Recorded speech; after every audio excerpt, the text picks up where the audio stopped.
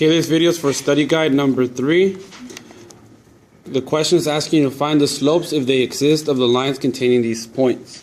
So for number 15, your job is to do number 16. So I'm only going to go ahead and do 15. They gave you two ordered pairs. Here's the first one and the second one. So you have to remember what the formula is to find the slope, which is m is equal to y sub 2 minus y sub 1 all over x sub 2 minus x sub 1. Your y sub 2 is negative 5. Your y sub 1 is 2. X sub 2 is negative 3. And your x sub 1 is 9. So therefore, all we're going to do is plug it in.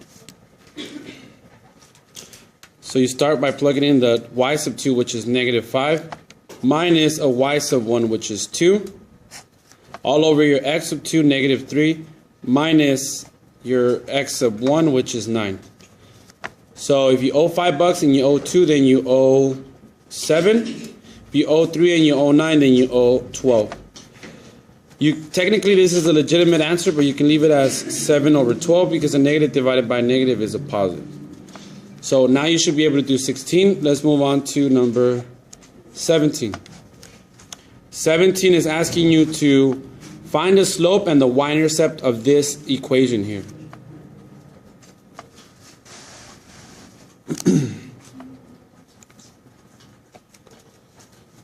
So it's not in slope-intercept form. Slope-intercept form is y is equal to mx plus b. So if I add 4x on both sides, I get these two cancel and I get 3y is equal to, I'm going to write down the 4x first and then subtract the 6. The last step is to divide every term by 3. So my slope-intercept form is now y is equal to 4 over 3x minus 2. So to answer their question, the slope is this part of the equation, 4 over 3, and the intercept is my negative 2. So b is equal to negative 2. Number 18 of this problem is asking you to graph it, so let's go ahead and graph it real quick.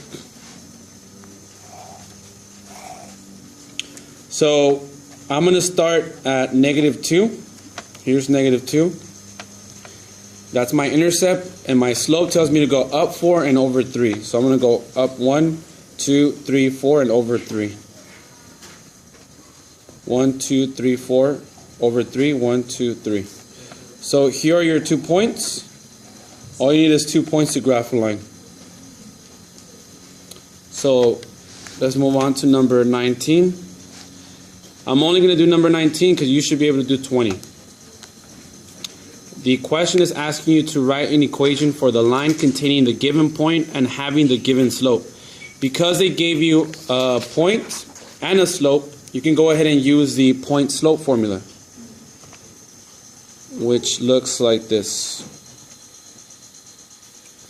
So your y sub 1 is the 5. Your slope is 1, that's provided for you.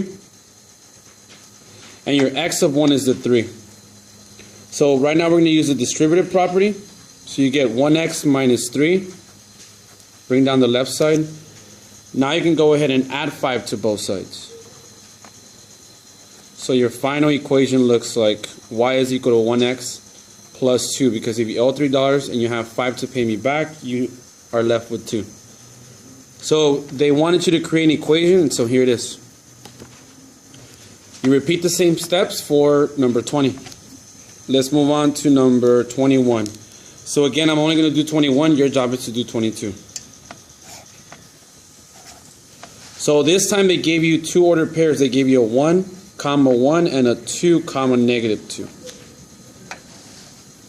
They want you to create or write an equation for the line containing the two given points.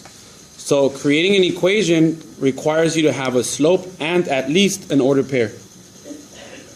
So I don't have the slope yet, therefore I'm going to create the slope. I can create the slope if I use these two ordered pairs. I can call this one x sub 1 and this one y sub 1, this one x sub 2 and this one y sub 2. The formula to create a slope when you're given two ordered pairs is as follows.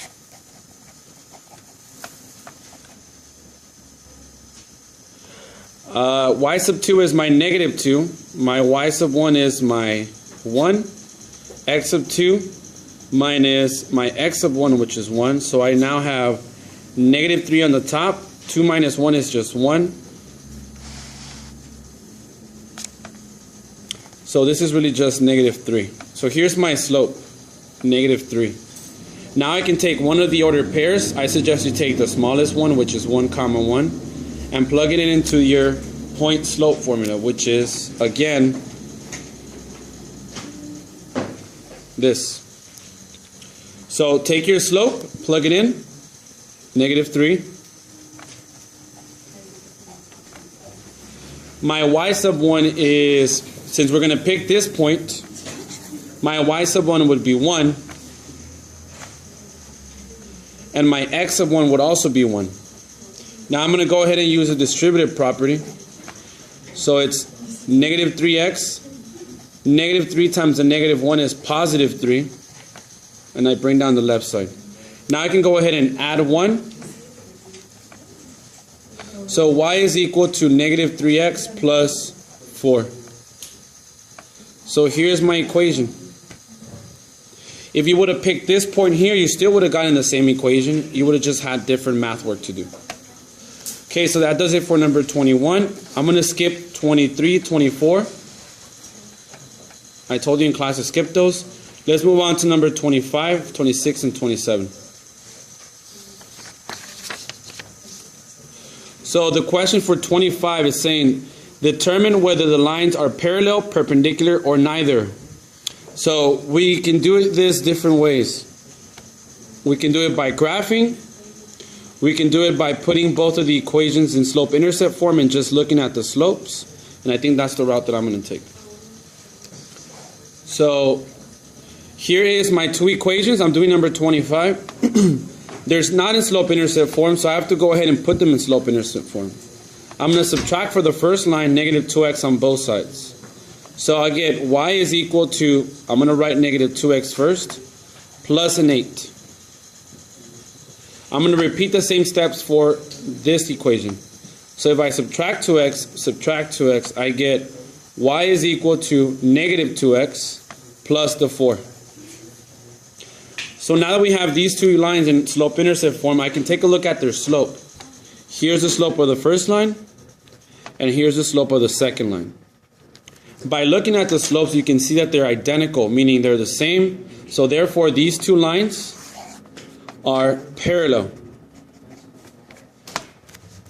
Number 26. Here's your 26. They're asking you the same question. Are these two lines parallel, perpendicular, or neither? Well, line number 2 is already in slope-intercept form. The first one is not, so I have to go ahead and put it in slope-intercept form by subtracting 2x on both sides. So now I get 5y is equal to negative 2x plus 2. I'm not done yet because I have to divide both sides by 5. So I get y is equal to negative 2x over 5 plus 2/5. If we take a look at their slopes, here's the slope of the second line and here's the slope of the first line. By looking at the slopes, you can tell that they're neither negative reciprocals of each other, nor are they the same slope. So therefore, these two lines are neither. The last problem, 27.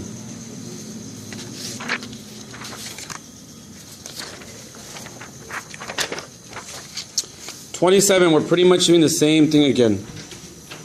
So x plus 2y is equal to 8. Negative 2x plus y is equal to 8. The bad thing about the first line is that that they're not in slope-intercept form. I can go ahead and subtract x. So I get 2y is equal to negative x plus 8. I can divide every single term by 2. So now for my first line, I get y is equal to negative 1x over 2 plus 4. I'm going to fix my second line because it's also not in slope-intercept form. I can add 2x to both sides. So now I get y is equal to 2x plus my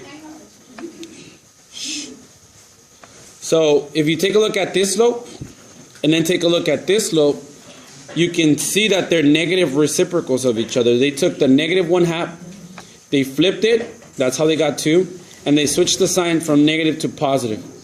So therefore these two lines are perpendicular. So that does it for the first part of the video. I'm going to upload part 2.